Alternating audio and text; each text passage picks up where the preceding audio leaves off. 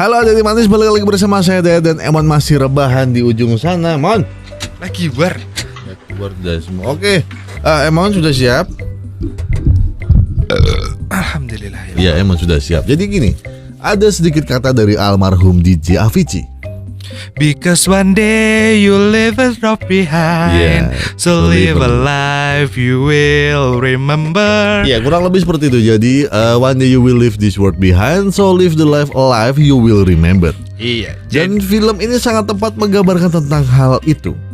Film yang berjudul 2020 berkisah tentang 3 sekawan yang masing-masing menemui masalah dan kenyataan hidup masing-masing setelah lulus SMA. Ternyata masa muda tidak seindah dan semulus yang mereka duga. Betul. Ada tanggung jawab yang besar yang menanti mereka di persimpangan jalan. Jadi seperti apa kisahnya? Tarik, Mon. Come on, dong. Because one day you will live for the life. Nah, ya itu dia. Udah, Mon. Tersebutlah 3 anak SMA, yakni Kyungjae, Dongwoo, dan Chiho. Mereka menyukai seorang cewek bernama Somin, teman sekelas mereka yang imut dan pating cemokot. Dari ketiga cowok itu, hanya Chiho saja yang memiliki keberanian untuk mengutarakan perasaannya ke Somin dan mengajaknya bertemu di belakang sekolah. Brengseknya, tanpa nembak duluan, Chiho langsung main pegang bakpaunya Somin aja. Sontak kejadian itu tersebar ke seluruh sekolah dengan mudah. Chiho diajar habis-habisan oleh Dongwoo. Seusai berkelahi, ketiga cowok itu ngobrol. Kyungjae berusaha menengani persaingan ketiganya dengan cara membimbang. Siapa yang menang bakal berhak berpacaran dengan Somin. Anehnya, berulang kali mereka mencobanya, tidak ada yang menang. Akhirnya disepakati yang bakal pacaran dengan Somin adalah Chiho, karena dia sudah memegang bakpaunya duluan. Dan lucunya lagi, justru gara-gara persaingan itu, ketiganya menjadi sahabat karib dan banyak menghabiskan waktu bersama. Ya, kadang persahabatan dimulai dari tetek seseorang. Betul sekali. Saya pernah. Sementara itu, hubungan Chiho dan Somin memburuk karena Chiho memegang tete cewek lain. Aduh ya Allah, Mas Chiho. Hingga sampailah masa di mana ketiganya lulus SMA dan harus menjalani kehidupan masing-masing. Aku udah lulus aja. Mereka dihadapkan pada pilihan mengejar impian atau menjalani realitas. Impian. Apapun itu, mereka harus bertanggung jawab sendiri atas jalan hidup yang sudah mereka pilih. Kyungjae memilih jalan realitas, Dongwoo memilih jalan mimpi. Sedangkan Chiho tadinya memilih kembali ke hidup foya-foya kaula muda. Namun Kyungjae mengingatkan bahwa hidup harus terus berjalan. Tepat di sebuah warung, sembari ketiganya merenungkan apa yang akan mereka lakukan, Chiho mengusulkan bahwa mereka harus merasakan icik-icik dulu. Iya, harus merasakan bercocok tanam. Di tengah obrolan, Somin datang dengan mabuk. Dengan santainya, Somin meletakkan bantal di lantai dan tidur. Kakaknya Somin, Cha Chiho, yang juga pemilik warung, datang dan menggendong Somin masuk ke dalam kamarnya. Dongwoo lalu sepakat soal urusan Chiho soal bercocok tanam tadi, tapi dengan syarat Chiho harus mengajari dia dan Kyungjae caranya bercocok tanam. Sesuai rencana, Chiho lalu merayu seorang cewek datang ke rumahnya, lalu membuatnya mabuk. Chiho berhasil merayu cewek itu untuk cipokan. Saat Chiho tengah hot-hotnya cipokan, dari dalam lemari, Kyungjae dan Dongwoo memperhatikan dan mempelajari metodenya Chiho.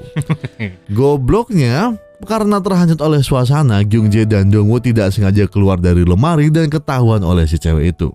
Sadar dipermainkan, cewek itu menghajar Chiho tanpa ampun.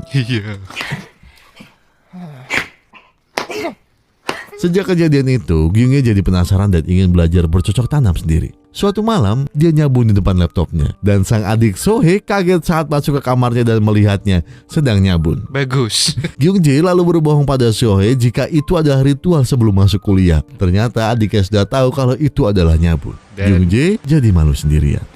Setelah itu, Kyungjae lalu memantapkan diri menjalani kenyataan hidup dengan melanjutkan ke pendidikan yang tinggi. Sementara Dongwoo mengejar mimpinya untuk menjadi kartunis terbaik se-Korea sambil bekerja paruh waktu.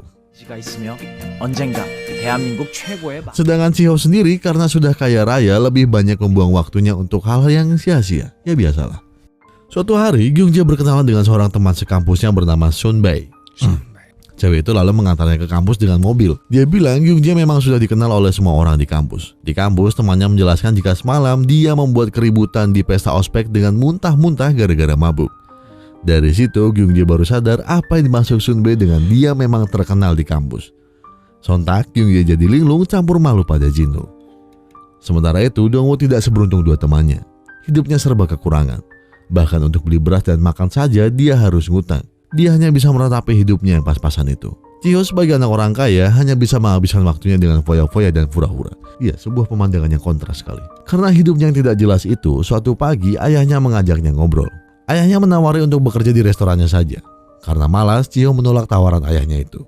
Sejak saat itu, ayahnya enggan untuk menyokong hidupnya lagi. Chiho yang masih kekanakan lalu berguling-guling merengek minta uang. Ayahnya tetap tak mau dan malah mau mengajarnya. Di hari berikutnya, tampak Chiho sedang makan dengan Somin. Rupanya mereka masih dekat.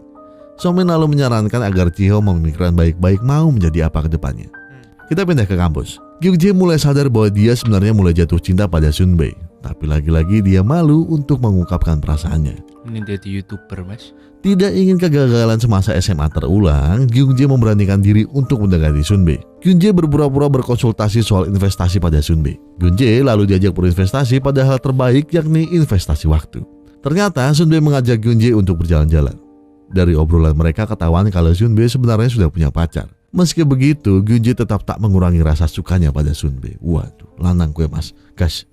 Suatu hari, Chiho ingin menunjukkan pada dua temannya metode baru memberipik cewek. Caranya adalah dengan berpura-pura menabraknya. Tidak disangka Chiho benar-benar menabraknya, kan? Ada aja, mau tidak mau mereka harus membawa cewek itu ke rumah sakit. Kan saya sudah bilang pelan-pelan. Karena sudah tidak punya uang, Chiho menurut saja saat cewek itu mengajaknya. Ternyata cewek itu adalah seorang aktris film. Chiho diminta untuk menjadi manajernya. Karena merasa bersalah padanya, mau tidak mau Chiho menurut permintaan cewek yang bernama Eunhye itu. Eunhye. Chiho pun mulai menikmati pekerjaan barunya sebagai manajer abal-abal. Dia juga mulai tampak dekat dengan Eunhye. Sementara Dongwoo merasa hidupnya semakin susah. Selain dia kesusahan untuk membayar kuliahnya sendiri, dia juga harus membayari kuliah adiknya.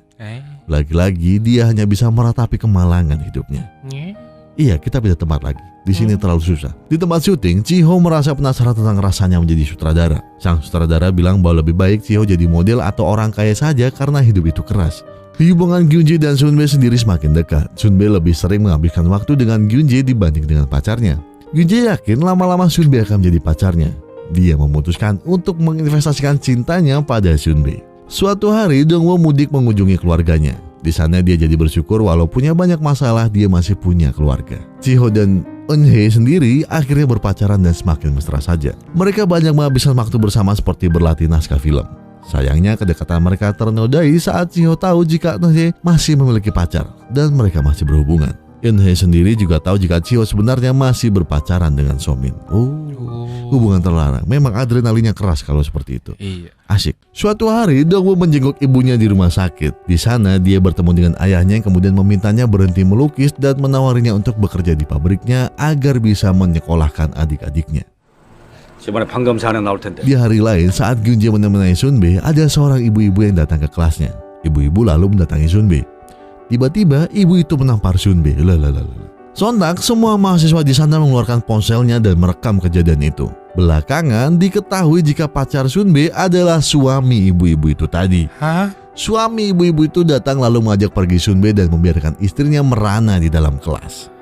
Aku terkapar. Walau hatinya juga hancur, Gyungjae meminta pada para mahasiswa di sana untuk menghapus foto dan video yang merekam untuk menjaga perasaan ibu-ibu itu dan Sunbae sendiri. Kita kembali ke Dongwoo. Suatu hari Dongwoo membeli bebek goreng kesukaan ibunya. Namun sayang bebeknya itu malah disantap oleh adik-adiknya. Kirain kabur. Kan sudah digoreng. Bebek goreng kabur. Dongwoo kesal pada mereka tapi malah berakhir bertengkar dengan ibunya. Sorry, Emon merusak suasana. Di hari lain, Chiho mengundang Somin ke rumahnya untuk memasakkan mie dan meminta putus. Sedih karena diputusin, Somin terlalu curhat pada Gyungjae. Gyungjae sendiri tidak bisa berkomentar banyak karena dia merasa hanya sebagai pelarian dari kesedihannya Somin. Dan akhirnya, tiga sekawan itu kembali berkumpul untuk meratapi kegagalan cinta masing-masing.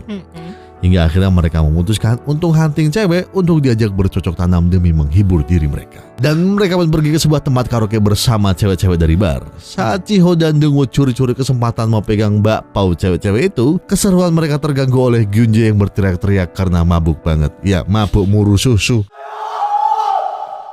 Alih-alih marah, Chiho dan Dongwoo malah baper melihat kesedihan Gyungjae. Alhasil mereka bertiga malah mewek-mewekan meratapi hidup mereka yang penuh kemalangan. Ya, inilah sahabat sejati. Suatu malam saat Dongwoo dan Sohye berjalan pulang dari kuliah, Sohye memeluk Dongwoo dari belakang dan mengatakan bahwa dia sudah lama menyukai Dongwoo. Setelah itu, Sohye kabur begitu saja. Di tempat lain, Gyunje sedang ngobrol dengan Somin tentang kebodohan Somin berpacaran dengan Jiho. Secara tak sengaja, Gyunje mengaku jika Somin adalah cinta pertamanya. Dan sontak, mereka berdua jadi canggung. Di kesempatan lain, Jiho mengaku dia sangat mencintai Eunhye. Namun karena Eunhye masih berhubungan dengan mantannya, mereka memutuskan untuk putus saja selamanya. Mon, lakukan hal yang lain. Kenapa sih? Ngoposin demi-demi tembok. Gak putus. Setelah putus dari Eunhye, Jiho hanya bisa termenung. Hidupnya terasa hampa dan dia tidak tahu harus melakukan apa. Di tengah lamunannya, dia dihubungi oleh Gyunje untuk bertemu di sebuah restoran. Di jalan, Jiho dan Dongwoo memergoki Gyunje dan Somin berpegangan tangan. Gyunje pun mengaku jika dia memang sudah jadian dengan Somin. Mengetahui hal itu, Jiho jadi cemburu dan kecewa pada pasangan itu. Walau sebenarnya dia sudah tidak pacaran lagi dengan Somin.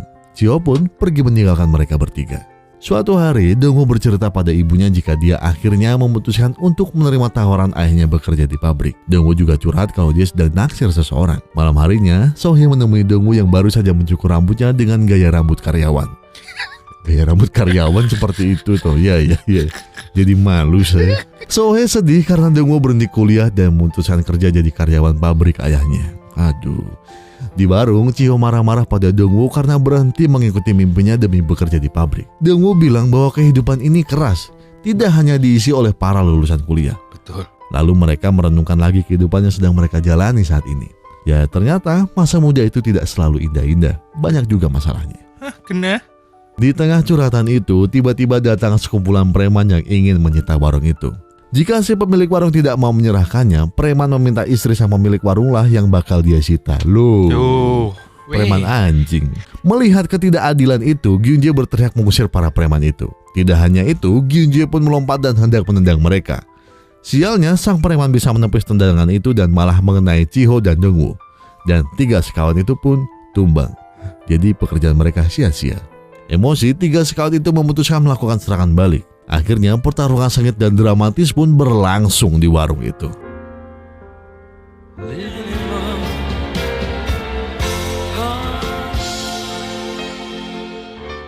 Dan ketiga scout itu akhirnya kalah juga dan warungnya pun tetap disita para preman. Lalu mereka berfoto selfie di depan warung untuk kenangan. Endingnya, Dongwoo pun menjalani hidupnya sebagai karyawan kantor, tapi tetap mengejar mimpinya menjadi kartunis. Jiho sendiri mantap untuk meniti karir menjadi sutradara film. Sedangkan Gyunje sendiri sudah berhenti berinvestasi dan sekarang mencoba karir baru di bidang balap mobil. Iya. Seminggu sebelum panggilan wajib militer, 3 sekawan itu memutuskan untuk mendaki sebuah gunung dan film pun dipungkasi sampai di sini.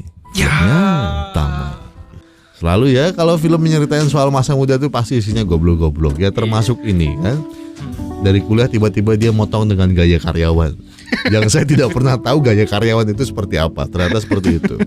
Terus lagi setelah mereka melawan preman yang sia-sia warungnya disita, salah satu temennya ternyata jadi pembalap mobil. Iya, terus tadi yang ibu-ibu, gue lupa ibu-ibu tadi apaan ya? Ibu-ibu nampar. Oh iya. Enggak ada nanti. Ya Emon lupa tadi niatnya Emon mau ngelucu, cuma udah duluan lucu di kepalanya sendiri jadi dia ketawa. Saya pun juga nggak tahu apa ada. Cuma balik lagi yang namanya.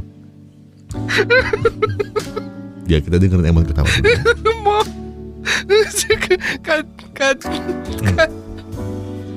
Oke, ngomongin masa setelah lulus SMA itu tuh sebuah omongan, bukan omongan yang tabu sebenarnya, omongan yang seru. Yang nggak seru adalah ketika reunian, ngomongin seperti itu ketika reunian. Reunian ada pamer jabatan ala tempe. Cuma kalau lo YouTuber. Rasa.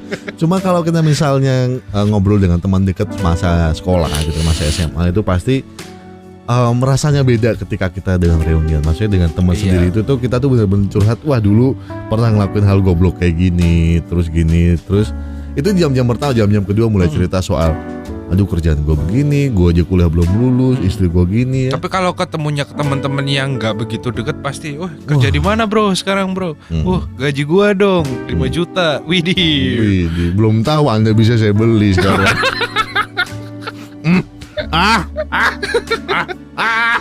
Oke, di luar dari kesombongan saya tadi, hal yang bisa kita petik adalah sahabat tetaplah sahabat walaupun Betul. susah, walaupun kalian senang, kalian tahu lah mana yang benar-benar sahabat kalian. Itu dia. Betul. Kalian yang tahu kadarnya ini benar-benar sahabat gue apa enggak, itu dia.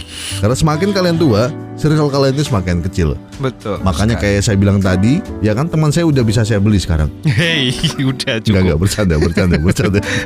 Enggak, ya udah itu pelajaran yang bisa kita ambil ya. Jadi buat kalian yang punya cerita seru tentang sahabat kalian, bisa juga ditulis di kolom komentar, tapi jangan banyak-banyak ya. Ya, Oke. tapi ingat ya, hidup itu keras dan gak adil. Dan Betul. kalian harus terima di situ, ya. Dan kalian akan tahu siapa yang benar-benar teman kalian dan siapa yang cuma nunut makan ke kalian. Oke. Siapa mau? Aneh lah. Bujun ini ya lu. Bocun ini kok mangan lengke sih bocun ini? Tak gebuk sih. Ya udahlah. Saya dari undur diri dan kebetulan kontrakan kami kayaknya udah kayak kapal pecah, ya kan? Emon undur dan saya bakal ngegebuk suaminya nih. Sampai jumpa di video kita berikutnya. Sampai jumpa, dadah. Roy iki mangan lengke nih tuh. Iya. Walah. Oh, masalah apa nih? Bujune rasa mangan, rasa masak. Oh, bocil. Tangannya putul. Bocilnya sakit, cowok itu anjing. Sakit.